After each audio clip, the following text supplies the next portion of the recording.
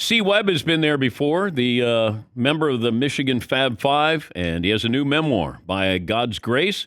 It'll be released on April 4th, and it's a look into Chris's story in his own words, the highs and lows on the court, off the court, and the infamous timeout, the years that he and his wife tried to have a child. They ended up having twins, never before seen photos, personal stories, heartfelt tributes to the most influential people in his life and his journey. And Chris Webber, the Hall of Famer, back on the program. What was the toughest thing to write about, C. Webb? I think it was all of it, Dan. It's something I would never do again. But I think it's one of my greatest accomplishments, taking about 12 years to write a book. I started off with just the passion to do it, and I had to see if my words were real, so I got a stenographer. I would just speak to her and over months, and then I took a crew back to Tunica, Mississippi, where I'm from, where my grandfather is from. And so really for me, this was just self-exploration of, when you're playing basketball, you have blinders on. When you're working like you do, you have blinders on because you have to focus on what's ahead, not left or right. And so at the end of this journey, this basketball journey, I had a lot of thoughts and definitely some positions on things that happened to me, but I wanted to go back and just see it through a different lens. And that's why I called the book By God's Grace, because no matter how good you are in basketball, no matter how great of a journalist you are, no matter how great of a doctor you are, if you don't have something that's bigger than you, if people don't inspire you, if people don't feed you and that passion, if I didn't have that village, it wouldn't have been a great journey. So it's really just a tribute and a thank you to those that helped supported me since I got here. How ready were you to be a star when you got to Michigan? Because this wasn't you get to the Final Four and you get recognition. You guys got recognition early. Were you ready for it? If I was ready for it, it's kind of a sad thing at 12. And I think I was ready for it. The first interview. So, Dan, that's what I talk about basketball. So I played this game in 6th grade. I'd always played in the neighborhoods. I knew I was good, but I go to this Christian school, Temple Christian, and I had a game there, and I had 65 points, 15 dunks, and like 15 assists. And I'm 12 years old. And so at that point, you better have God in your life. You better have great people in your life, because you can tend to think it's about you. You're still naive. You think that people's love is sincere. You don't know the shenanigans that go on just amongst people. And so, unfortunately, I was prepared for it. I was thrusted into the spotlight at 12 years old. A recruiting issue started there with me and my friend Tom Izzo and Bill Frieda, who left at the time. So unfortunately, 6 years later, I was all too prepared for it. But I think that helped us stay steady in the locker room. And the guys were too. When you look at where Jawan came from, Cabrini Green, you look at Jalen's background and the strength of his mother. We all were prepared. We were prepared as much as we could be for the whirlwind of the Fab Five. How did it not go sideways, given where you grew up? Dan, that's what I'm talking about in the book, brother. It's so great to have parents that are great parents, but they didn't want to be your friend. They wanted to help you. And so me, just real quick, Jalen and I played basketball 12 years old, best friends, promised each other to go to the same high school. My AAU coach comes in one day and says, listen, it's a great opportunity. They have scholarships at this school. And I wanted to go to Southwestern. I wanted to go to my city school. Well, my mother's a teacher. She taught at Mumford High School, 30 years. Jamil Hill famously went there. The Winans famously went there. And so I wanted to be part of the city. And my mother, a teacher, she's like, no, are you stupid? This is an opportunity for education. It's an opportunity for friendships. And Dan, I tried to fell out. I tried not to. I tried so many stupid things. And I just thank God that it wasn't, that I didn't get to do what I wanted. And I learned that both in Country Day and Sacramento, where Sacramento was someplace I did not want to go. It was a trade on the table with the Lakers, some other things like that. I wanted to win. I called a timeout. I thought that having this trophy would be like, see, okay, now y'all want to hear what I went through? And it didn't happen that way. And I remember my mother saying to me, there's a blessing in Sacramento. And I remember it probably being the only time in my life, I'm a mama's boy, where I was like, Mom, I do not want to hear none of your homespun wisdom right now. But it was right. It was the biggest blessing for me. So, yeah, I don't know how it didn't go sideways, Dan, because one crazy story is before my first AAU game, one of my one of my closest friends was murdered, and he was 13. So I just thank God I made it. The safety of a village, the safety of good people around you, and wonderful discipline and rules is definitely what kept me safe. Talking to Hall of Famer C. Webb, his new memoir will be out April 4th, Thursday, April 4th, by God's grace.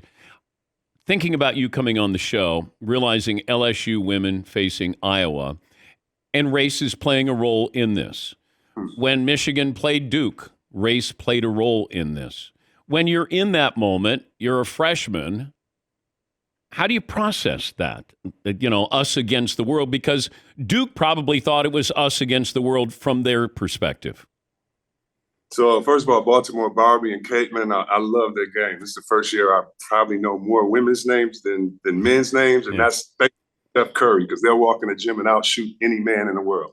But when I say we were prepared for it, Dan, you know how my father worked at the factory of Detroit for 40 years. He was in the UAW. He came from Mississippi and had to work on the farm. What could I complain about when I compared it to his life? And so when we talk about racism or other things, we knew it, and we would have discussions amongst ourselves. I mean, I don't know too many kids that got praised and death threats at the age of 18 or 19 like we did. But I think, again, it was our village. It was the coaches. It was the great students around us. It was other friends, to let you live in that naivety where, it's a death threat, but you have enough distraction, positive distraction, to keep you going forward. And I also think us being from Detroit, Chicago, and other places where we have seen people not make it, it's almost like the racism is way more than an emotion, way more. It hurts. It stops you physically. It spreads a narrative that you don't want. It doesn't reinforce the principles of your parents and other things. But however, we were from Detroit, and we knew that we were the underdogs in life, and that our job was to work harder, and that in our position, you almost had to be 10% better or work 10% harder to get a fair narrative. So I think our backgrounds prepared us for coming into conservative areas that wasn't ready for the youth. And it was racism, Dan, but it was also the movement of the time. Like, everyone in our age group at that time was kind of speaking out and standing up, whether it was hip hop, TV shows, and others. So we also felt like we were in a larger community fighting for that independence of having the freedom to be who we wanted to be. What is it like, though, to be us against the world in your mind? It's two sides. So let's start with the less positive side. It's lonely. You can't express yourself, because if you express yourself, you're complaining. You're talking to people that don't have enough context. In other words, someone will say to you, I heard someone say this to a friend of mine that played basketball, and his mother passed. But at least you got all that money. If I was you, And I'm thinking, what the hell does that have to do with that? So that can be a lonely place. And it can also isolate you, because if you keep getting frustrated enough, you don't want to bring people down. You also may have survivor's remorse in complaining to someone that doesn't have what you have, right? That's one side. That's the bad side. Now, the good side is, so what? It's the world. Don't nobody love us anyway. It is what it is. There are no excuses. What the baby's gonna do? I don't know where that phrase came from, Dan, what the baby's gonna do, but that's been something I've held in my life since a young guy. And I don't know why whoever said it, but I got it. It's like we're all on our own. And so if you have that strength but can keep the love and the passion, then I think it can all work together. Where I've seen people struggle is where that loneliness creates bitterness, and they become a person that they're not, always angry at things that didn't happen, or them being in that role of them against the world. So hopefully you have enough context to be able to put things in their proper place and address them when they need to be. Now we have NIL. Is it weird to see it after what you went through at Michigan? No. NIL still has to go to another level. So even in Michigan, we would talk about how the NCAA was a 501c3. We would talk about the fact that Nike brought gym shoes. We picked out Hirachis. I have a wonderful story in the book about we're the first team ever to pick out the shoe that would lead college and things like that. So when we wore black socks and the next weekend it was 250,000 pair of black socks reportedly sold, we turned our Nike shirts inside out the next game.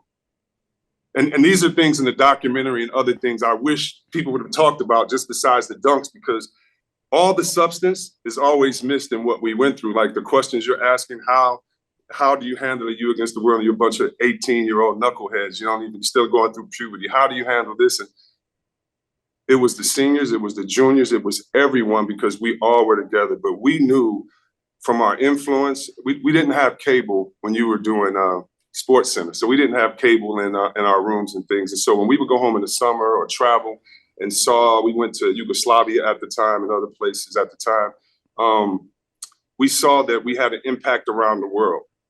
And there's a famous story of me and a reporter who came to see me in Michigan, and I was with a football player and we didn't have enough to get a Subway sandwich and some chips. And when that story came out publicly, a lot of athletes around the country really started hitting me and understanding the plight. And so how it was tough. It's not what was said. I addressed the Ed Martin and all that great stuff in the book. So we did not avoid anything. I finally had the context and time to talk about it. But it's unfair. Put it like this: before Bill Russell passed away, this is an interview on TNT. I'm sure it'll be hard to find. But he likened NCAA to very unsavory practices that happened in America early. And he was saying, if you don't own your name, if you can't get paid, then how do you move forward? So I'm glad to see that we're moving forward. I love the NCAA. I love everything that's happening. But, there's a reckoning. There's a reckoning coming. And I'm glad that these young, smart students hopefully are galvanized and hopefully work together so that no athlete is left behind. And you've been generous with your time talking about the timeout, what that meant to you, naming your charity after that. But I'm wondering the role that your parents played in getting you to that point to understand, Chris, this is not going to define you. This is going to make you even stronger.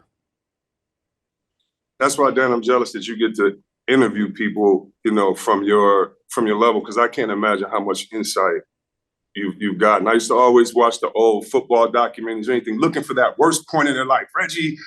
Reggie White said this and came back and played. I always looked for that. And so with the timeout, when I talk about God's grace in the village, I call it timeout. It's the worst moment of my life. It's lonely. I'm a mama's boy. I go home and get some mama's love. I'm the oldest of 5. I got brothers teasing me. My neighborhood's bustling. Everything's great, or everything's bad. I come in and I have a letter, first of all, from Bill Clinton, a handwritten letter saying, get up. I get these shoes from Jackie Joyner-Kersee, the shoes that she wore in the Olympics, and won as a gold medal. I had so much love and support from people around the world that really sustained me. But my mother came in the living room and she said, and my she doesn't have vanity plates. She doesn't drive my mother is the most humble woman you would ever see. And she goes, look what I got, baby. And it was a license plate and it said timeout. And I'm like, and she's like, yeah, whatever that means, whatever the devil meant for bad, God meant for good. And we're going to do some great things. And what was so great is she was a teacher. So her and my Aunt Charlene had already planned these charity events coming up to the draft. I called the timeout around April 4th, April 5th. The draft is June 30th. Like, how can that happen in Detroit? Like, I had to research how the hell did the draft get to be in Detroit? And how was Shaq's draft in Portland? Like, what's going on? But for my mother saying that, to every year a child was born in a Detroit hospital, we would give the families books. We wanted to combat reading disparities and things like that. And when I saw my mom do it, it was like, how can you be ashamed, man? You better go ahead and do your thing. And she doesn't care about basketball. So that's how my mom helped define me. My father, Cowboys give you a pat on the back, son, it's okay. And when it rains, get wet, something like that, But my mom was like, no, we're really going to do this. So I thank God for my parents, because I don't know how I would have been able to frame those worst moments if I would have had people that were not strong emotionally and stable. How do you thank your parents? All right. So there's no way to do it. My father, he gave my father, he's something else. So I thank my father. I saw him cry when we did the Bill Russell interview. And Bill Russell walked over to him and said, you did a great job. You're a good man, and a whole bunch of things. And I didn't do that, but I paid for his ticket to come with me. So I'm going to say I did that. But so it's the day before draft. And I called my dad. I said, Magic Johnson's coming over tomorrow. He's coming over in the morning, man. Please have the house clean and stuff like that. He wants to talk to you about all this. My mother calls me, no lie, at like 6 a.m. She's like, what did you tell your dad? He's cutting the grass. You can't be outside. So I have my father pumped up. So the whole neighborhood, is like hiding and looking out. So I go to the Cadillac dealership, and I walk in the Cadillac dealership, and everybody starts clapping. And it wasn't for me. It was because they knew my dad had worked at Cadillac all these years and never had a Cadillac. So make a long story short, I get the car, drive it up on the lawn, which is a cardinal sin in our household. He comes out, boy, what's wrong with you? I said, Dad, look.